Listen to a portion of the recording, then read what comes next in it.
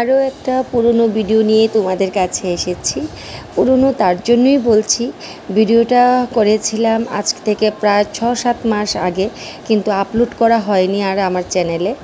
আর এই ভিডিওটা হচ্ছে সৎসঙ্গ মন্দিরের জম্পুই হিলের। জম্পুই হিলেও আমাদের একটা সৎসঙ্গ মন্দির তৈরি করেছে, খুবই সুন্দর। এখন আমরা সেই মন্দিরটার ভেতরেই যাচ্ছি দেখার জন্য কী রকম মন্দিরটা বানিয়েছেন ওরা। মন্দিরের চারপাশটা এত সুন্দর লাগলো আমার, কি বলবো। তোমরা সবাই এসে একবার ঘুরে যেও, সত্যি খুবই সুন্দর জায়গা। চারদিকটা পাহাড় আর তার মধ্যে এত সুন্দর একটা মন্দির তৈরি করেছে।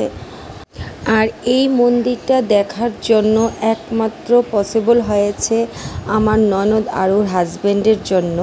এখন পুরোহিত মশাই আমাদেরকে নিয়ে যাচ্ছেন মন্দিরটা দেখানোর জন্য, কারণ মন্দির নাকি এখন বন্ধ আছে, উনি খুলে দেবেন, তারপর আমরা দর্শন করব। আর হ্যাঁ সোনাই অমিত, তোমাদেরকে থ্যাংক ইউ, অনেক অনেক থ্যাংক ইউ, কারণ তোমাদের জন্যই পসিবল হয়েছে এত সুন্দর একটা জায়গা দেখার জন্য।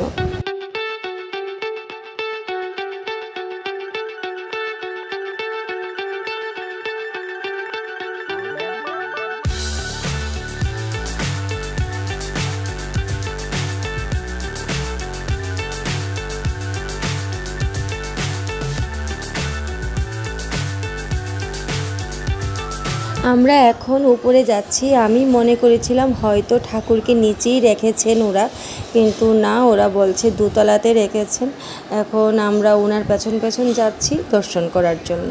মন্দিরের অনেক কাজই বাকি রয়েছে, এখনও কমপ্লিট হয়নি পুরোপুরি, অনেক অনেক কাজ বাকি রয়েছে। আর উনি বলেছেন আমাদেরকে যে পরম পূজনীয় আচার্যদেব বাবাই দাদাও নাকি আসছেন সামনেই, এই মন্দিরে থাকবেন, এসে এখানে ঘুরে যাবেন কয়েকদিন।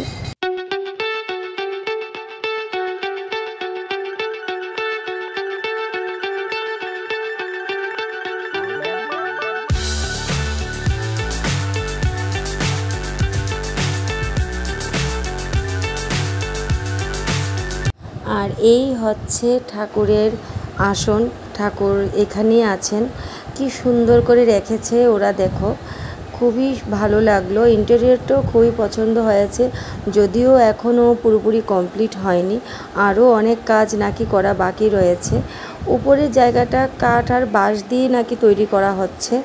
সিলিংটা এত সুন্দর করে বানানো হচ্ছে, আমার তো খুবই পছন্দ হলো।